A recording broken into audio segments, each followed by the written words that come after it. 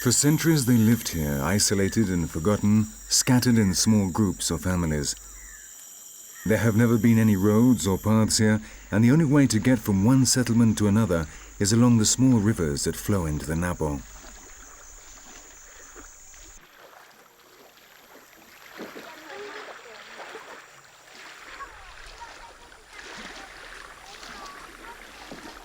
And these waterways are also the only way into and out of the area.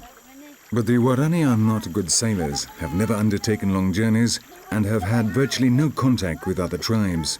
They never made use of the rivers, and if they wanted canoes, they acquired them by trading with neighboring tribes like the Swa or the Quichua. Protein they obtain not from the animals that live in the river, but from the large mammals to be found in the forest.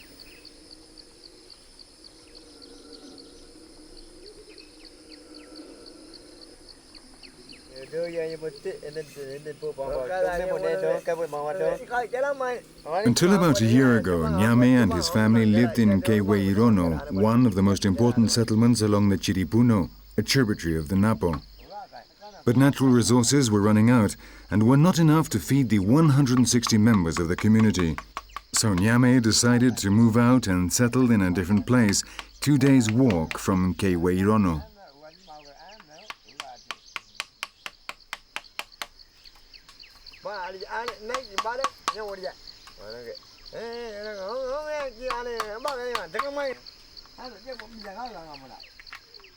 He and his son Gala and his brother Uwe are about to go out to hunt.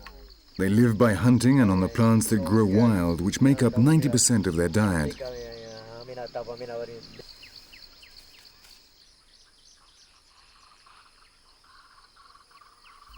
Inside the hut, they prepare their weapons. While Gaya repairs and fills the blowpipes, Uwe makes the darts from bamboo cane. Ñame, meanwhile, doesn't stop talking, recounting 1,001 battles of the time when he was the best hunter in Quehueiriono. Gaya and Uwe listen, resigned for the umpteenth time to the same story.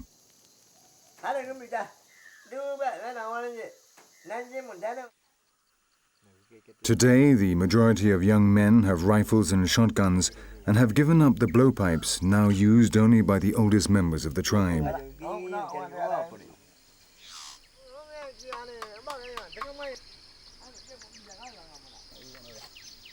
Once Uwe has finished making the darts, he sits by the fire and smears them with curare.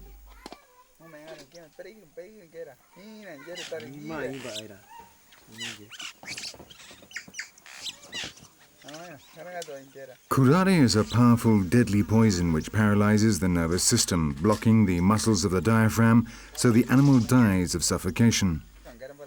It is used by many ethnic groups in the Amazon, and each tribe has its own secret formula.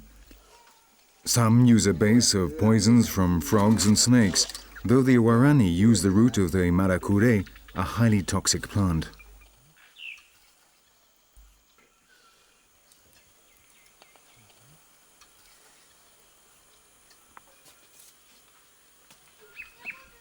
The hunter meticulously covers each of the darts, which he then places by the fire for the poison to dry.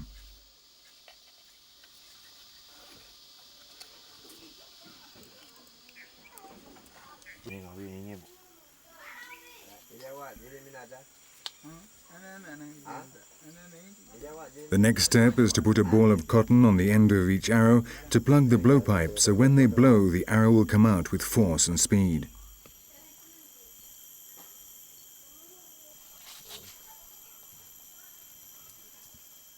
Finally, Wei uses the jawbone of a piranha to make a groove at the end of the dart seeped in curare.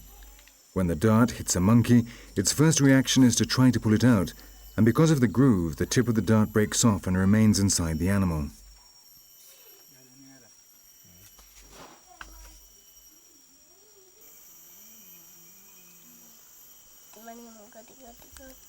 Meanwhile, Ñame prepares a spear. Whenever they go out hunting, they decorate the spear with a red dye, which they extract from the wenca, a seed particularly appreciated by the Guarani and which they also use to decorate their bodies. The wenca, like the curare, is used by a number of Amazon tribes.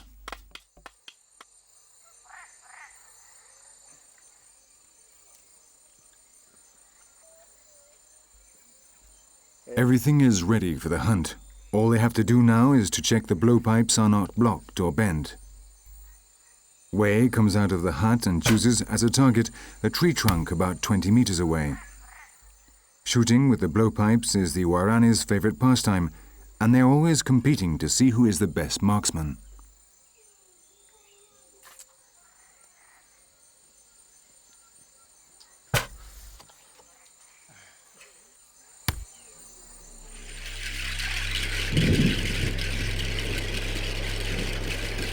At the end of April, storms approach every day, and in just a few minutes the sky becomes heavy and dark. It is the rainy season, and nowhere else in the world does it rain with such fury as in the Amazon. The water which collects on the ground is absorbed by the roots of the trees and bushes, and from there is drawn up the trunk and the branches to the leaves. During daylight hours, the water evaporates from the surface into the atmosphere in a process known as evapotranspiration. It has been estimated that more than half the rain that falls in the Amazon basin returns to the atmosphere from the foliage of the trees.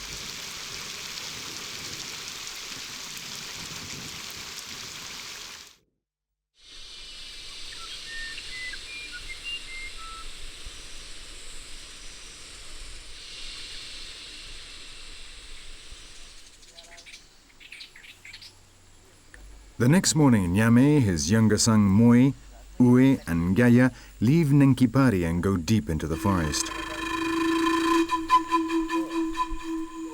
The color of their skin is the best camouflage in the forest. Even Gaya and Moi take off their western clothes when they go hunting. They feel shame at going naked because they see it as a symbol of savagery, but they respect their father and uncle whose only clothing is the kome, a string around the waist to hold their penis up against the stomach.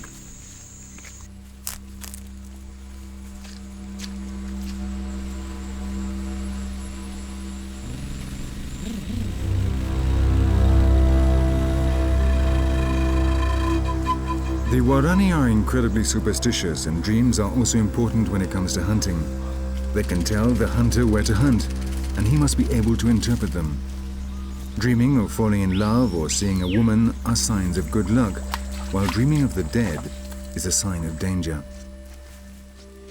To avoid bad luck, they wait 2 days after a bad dream before setting out. But if they have had a good dream, they leave immediately.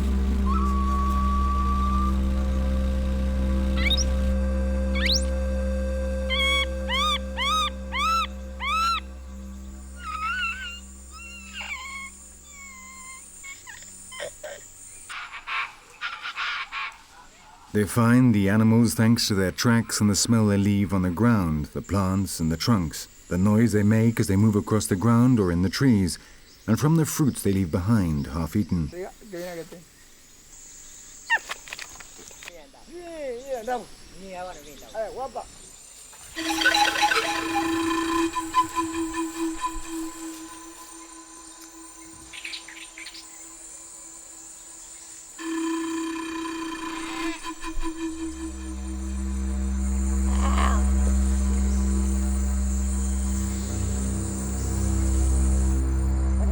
Wei has seen a monkey jump, and he imitates the noise it makes so it replies and he can locate it.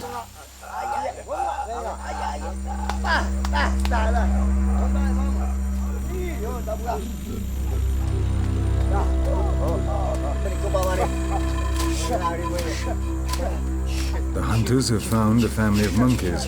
They make noises and move the branches to distract them and keep them close. Gaya prepares the darts for his younger brother, who will shoot.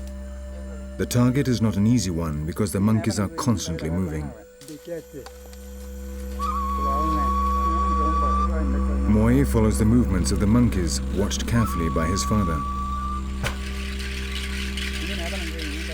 With his first shot he has missed, but he will still have a second opportunity.